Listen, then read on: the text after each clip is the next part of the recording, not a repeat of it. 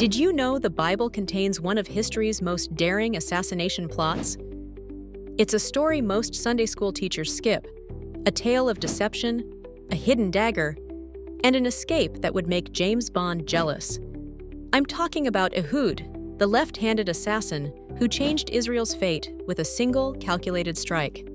This isn't your typical Bible story. It's a political thriller hidden in the Book of Judges. You might be wondering why you've never heard this story before. Well, that's exactly what we're diving into today.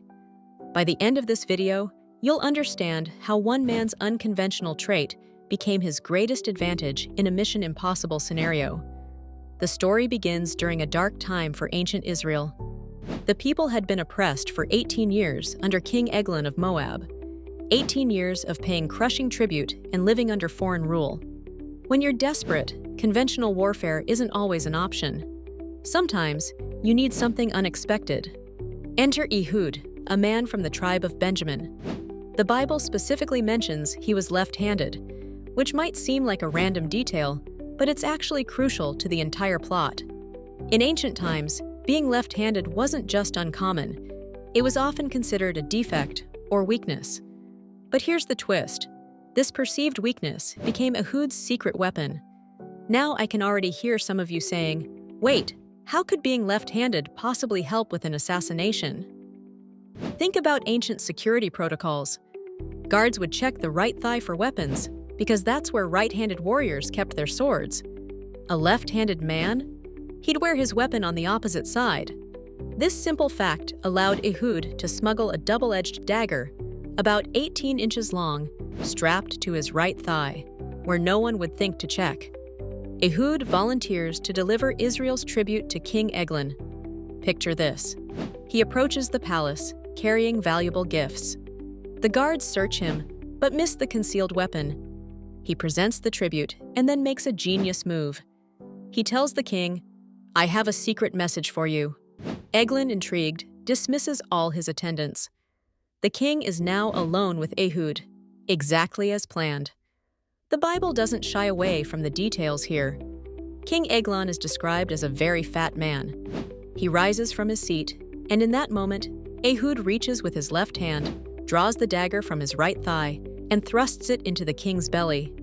The text says the handle went in after the blade, which disappeared into the fat, and refuse came out.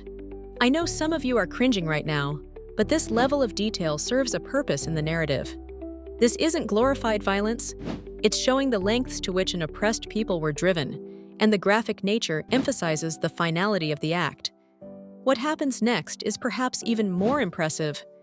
Ehud locks the doors to the king's chambers from the inside, then escapes through the porch. The servants, waiting outside, assume the king is relieving himself when they see the locked doors. This gives Ehud crucial time to escape. By the time they finally break in and discover their dead king, Ehud is long gone. You might be wondering about the moral implications here. Is the Bible condoning assassination? That's a complex question that scholars have debated for centuries. What's clear is that the text presents Ehud as a deliverer, someone who freed his people from oppression. The story exists in a particular historical and cultural context that's very different from our own. The aftermath is equally fascinating. Ehud escapes to the hill country, sounds the trumpet, and leads an army that strikes down 10,000 Moabite warriors. The text says the land had peace for 80 years afterward. One bold action, followed by decisive military leadership, secured nearly a century of freedom. So what can we learn from this ancient assassination story? First, sometimes what the world sees as your weakness might actually be your strength. Ehud's left-handedness was unusual, but it gave him the element of surprise. Second, liberation often requires strategy, not just strength. The Israelites couldn't defeat Moab through conventional means, so they found another way. But here's something you might not have considered. This story also shows the importance of decisive action. Ehud didn't just kill the king and go home. He immediately rallied his people and led them to secure their freedom. The assassination was just the beginning of the mission, not the end. I've studied ancient texts for years, and what fascinates me about stories like Ehud's is how they reveal the complex reality of human history. These aren't sanitized fairy tales. They're gritty accounts of real people facing impossible situations. Now, I'd love to know what you think. Does this story surprise you? Have you encountered other overlooked biblical narratives that challenge our typical understanding? Drop your thoughts in the comments below. If you found this deep dive into biblical history interesting, hit that like button so more people can discover these hidden stories. Subscribe to join our community of history enthusiasts who aren't afraid to explore the complex, messy, and fascinating aspects of ancient texts. And check out my video on Jael, another unlikely hero who used deception to change history with nothing but a tent peg and a hammer.